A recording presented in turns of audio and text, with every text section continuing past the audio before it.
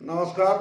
मैं बालकृष्ण त्रिपाठी चमत्कारों की दुनिया में एक बार फिर आप लोगों का स्वागत करता हूं मित्रों। अभिनंदन करता हूं, वंदन करता हूं। अभी तक मित्रों यदि हमारे चैनल को आप लोगों ने सब्सक्राइब नहीं किया है तो कृपया चैनल को सब्सक्राइब करिए, लाइक करिए, शेयर करिए और कमेंट करिए। शेयर और कमेंट के लिए हमारा विशेष आग्रह है मित्रों आप लोगों से। हो सकता है हमारी बातें किसी के काम आ जाएं, इसलिए कृपया आप लोग शेयर करिए और कमेंट जरूर करिए। आपके कमेंट हमारे लिए बहुत ही महत्वपूर्ण हैं। आज के वीडियो में मित्रों हम श्रीमद् भगवद गीता के अध्याय नंबर 5 के श्लोक नंबर 1, 2, 3, 4, 5 और 6 इन 6 श्लोक के बारे में इस वीडियो में हम लोग बात करेंगे। पहले श्लोक के बारे में जानेंगे, उसके अर्थ को जानेंगे, फिर उनका हमारे भौतिक जीवन में क्या उपयोग हो सकता है यह हम लोग जानने का मित्रों प्रयास करेंगे।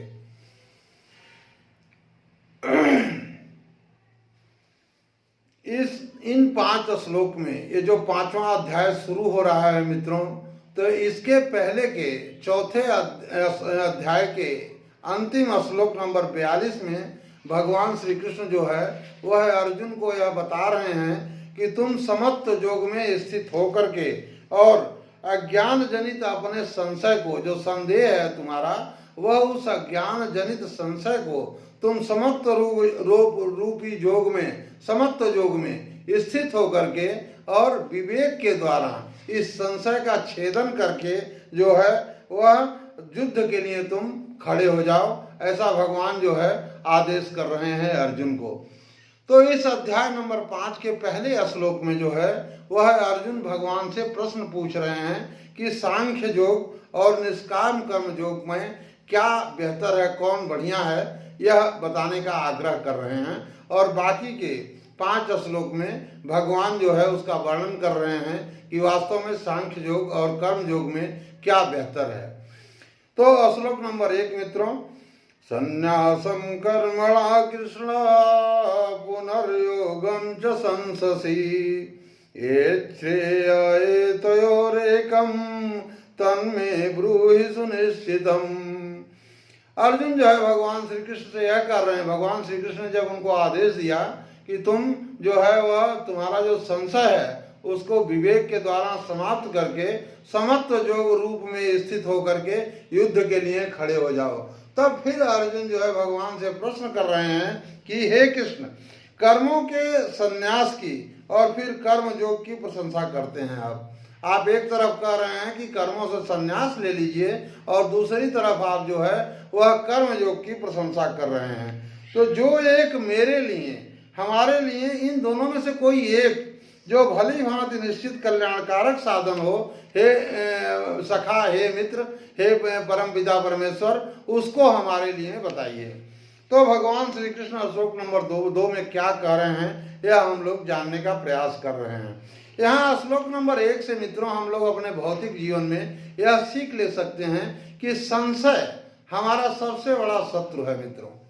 भगवान कृष्ण ने भी इस पीछे अध्याय 4 में एक श्लोक में बताया है कि संशय युक्त मनुष्य का जो है इहलोक और परलोक दोनों नष्ट हो जाता है, और वही संशय यहाँ अर्जुन को जो है वह परेशान कर रहा है। तो हम लोग अपने भौतिक जीवन में यहाँ सीख ले सकते हैं मित्रों कि हमें कभी भी संशय में नहीं रहना चाहिए कि ये करना है कि वो करना है। एक बार डिसाइड कर लीजिए, जो करना है उस रास्ते पर आगे चलिए। श्लोक नंबर 2, संन्यास कर्म योगश्च निःश्रेयसकरावुः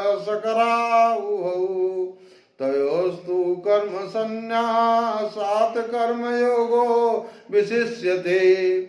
इसमें भगवान बता रहे हैं कि कर्म संन्यास क्या होता है, जिसमें हम मन, इंद्रियों और शरीर द्वारा होने वाले संपूर्ण कर्मों में कर्तापन का त्याग कर दें, उसको हम बोलते हैं कर्म संन्यास। तो यहाँ भगवान बता रहे हैं कि कर्म संन्यास और कर्म योग क्या है कि समत्व बुद्धि से भगवदर्थ कर्मों को करना, यह कर्म योग है। और कर्म संन्यास क्या है ये आपको पहले हमने बताया। तो भगवान यह बता रहे हैं कि कर्म संन्यास और कर्म योग दोनों ही परम कल्याणकारक हैं, दोनों ही बहुत अच्छे हैं, परंतु उन दोनों में भी कर्म संन्यास से कर्म योग साधन में सुगम होने से श्रेष्ठ है। यानी भगवान यह बता रहे हैं कि कर्म संन्यास की अपेक्षा जो है वह कर्म योग जो है वह करने में ज्यादा आसान है, इसलिए वह श्रेष्ठ है। तो दोनों बराबर भगवान ये बता रहे हैं, लेकिन कर्म योग की महत्ता है क्योंकि उसे हर आदमी आसानी से जो है वह कर सकता है। आगे भगवान बता रहे हैं श्लोक नंबर 3 में, ज्ञेय स नित्य सन्यासी यो न दृष्टि न कांक्षति निर्द्वंदो हि महाबाहो सुखम बंधात प्रमुच्यते। हे अर्जुन, जो पुरुष न किसी से द्वेष करता है और न किसी से आकांक्षा करता है, कोई उम्मीद रखता है, वह कर्मयोगी सदा सन्यासी ही समझने योग्य है, क्योंकि राग द्वेष आदि द्वंद्वों से रहित पुरुष सुखपूर्वक संसार बंधन से मुक्त हो जाता है। यानी भगवान बता रहे हैं कि ऐसा व्यक्ति जिसे राग और द्वेष नहीं है, कुछ हम उसके लिए विपरीत हुआ तो उससे कोई द्वेष नहीं है, कुछ उसके फेवर में हुआ तो उसके लिए कोई राग नहीं है। तो भगवान बता रहे हैं कि ऐसा व्यक्ति जो है वह सन्यासी के समान है और वह जो है वह संसार के बंधन से मुक्त हो जाता है। यानी संसार बंधन से मुक्त होने के लिए कितनी आसान बात जो है भगवान श्री कृष्ण यहाँ पर हम मनुष्य जाति को जो है वह बता रहे हैं। इससे भी मित्रों हमें भौतिक जीवन में यह सीख लेना चाहिए कि हमें राग और द्वेष से मुक्त रहना चाहिए, क्योंकि जो होना है वो तो होगा, जो हमारे विपरीत होना है वो होगा, जो हमारे फेवर में होना है वो होगा। भले हम राग और द्वेष करते रहें, लेकिन उसका कोई लाभ हमें जो है वह मिलने वाला नहीं है, बशर्ते वह करने से हम एक सांसारिक मनुष्य बन के रह जाते हैं। श्लोक नंबर 4, सांख्य योगौ पृथक बाला प्रवदन्ति न पंडिताः एकम प्यास्थित सम्य गुभयोरविन्दते फलम। तो भगवान यह बता रहे हैं कि अर्जुन को कि सन्यास और कर्म योग को मूर्ख लोग पृथक पृथक फल देने वाला कहते हैं, न कि पंडित लोग, क्योंकि एक में भी सम्यक प्रकार से स्थित पुरुष दोनों के फल रूप परमात्मा को प्राप्त हो जाता है। यानी जो हम सन्यास कर्म सन्यास में रहें या कर्म योग में रहें का पालन करें, दोनों के जो फल हैं वह एक समान मिलते हैं, लेकिन भगवान खुद कह रहे हैं कि कर्म योग महत्वपूर्ण है, क्योंकि यह करने में जो है वह आसान है, सुगम है।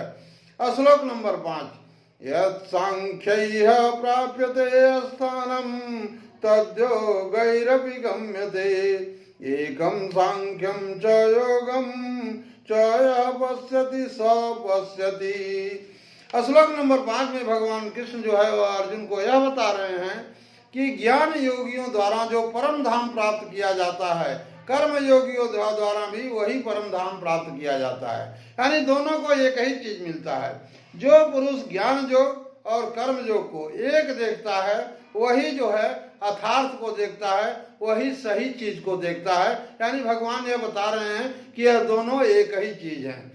श्लोक नंबर 6, संन्यासस्तु महाबाहो दुःखमाप्तु मयो गतः योगयुक्तो मुनिर्ब्रह्म न चिरेणाधिगच्छति।